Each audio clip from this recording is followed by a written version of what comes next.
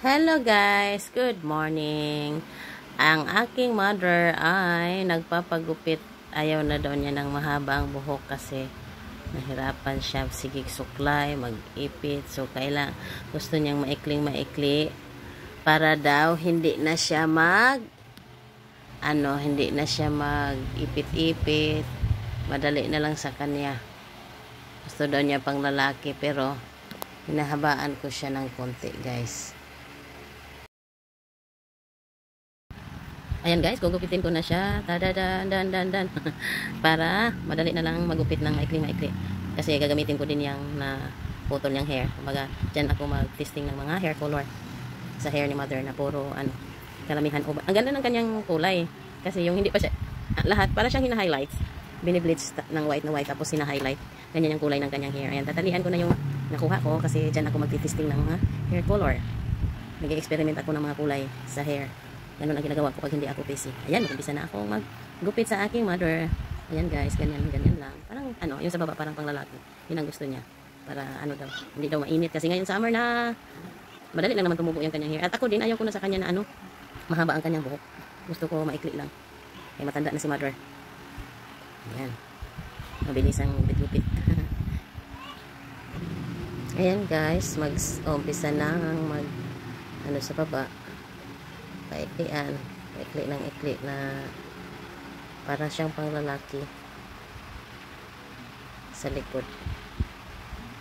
Tapos kasi yun ang gusto na yan. Second section. Ganun ako magupit guys. Panoorin nyo lang yung kamay ko.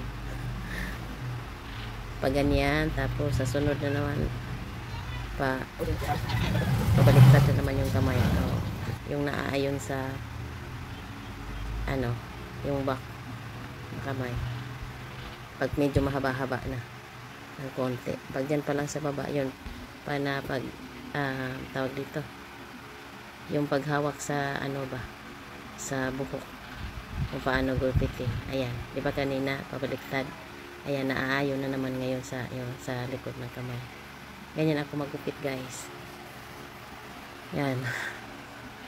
Section by section. Tapos yun. Ganyan hanggat sa kasi meron siyang pattern guys. Yung unang gupit yun yung nagiging sa gitna, yun yung nagiging pattern, yun ang susundan. Yan, di ba kung mapapansin nyo pagkahawi, ayan, parang may maikli, yun yung pattern, yun yung susundan para magiging pantay yung gupit.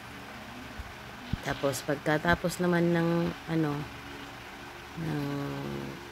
magupit lahat, i-blower mo, tapos iti-check mo naman siya kung kung pantay ba. Tapos doon mo siya i-finalize. Pero pag basa pa, minsan kasi guys, yan, kailangan pag magupit ka, babasain kasi pag hindi basa, meron kasing na hindi masasama, yung bang parang makakulubot sa ilalim. Pero pag basain mo siya guys, yun ang magandang technique pag nagugupit ka. Tapos yan, susundan ang pattern. Ayan, section naman. Tapos bawat talaga guys, gupit ko, yun ang technique ko. Saka ito naman talaga pag hair tracer, yan kagustuhan, kumbaga passion natin, hilig natin. Hindi lang yung gupit ka lang ng gupit nang wala sa puso, di ba? Kasi hindi maganda ang resulta. Yan ang profession ko Diyan ako masaya. Sa totoo lang guys, pag nakagupit ako, masaya ako.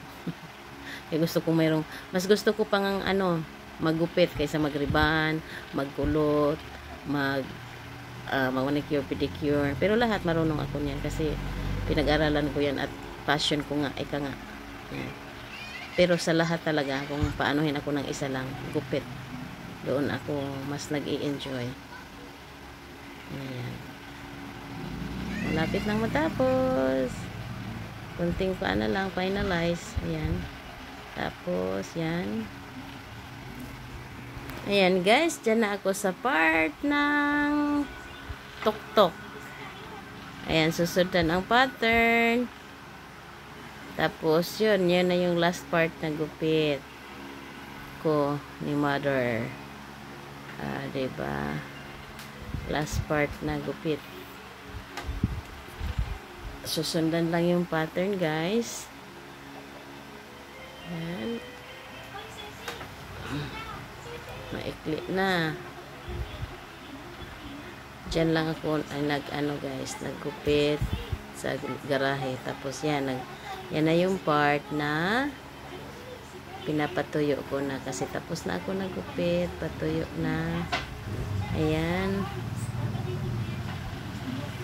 Pailalim ang pagbo-blower, guys, para makita kung ano, pantay ba yung kanyang paggugupit, kung maganda ba. Kasi dyan makikita, guys, yung mga mga maling gupit pag binoblower. At yan, dahil tapos na, nilagyan ko ng pulbo para yung mga excess na hair na napunta sa skin ni mother matatanggal kasi makati. Tapos na kasi siya naligo dyan, guys, bago siya nagpagupit.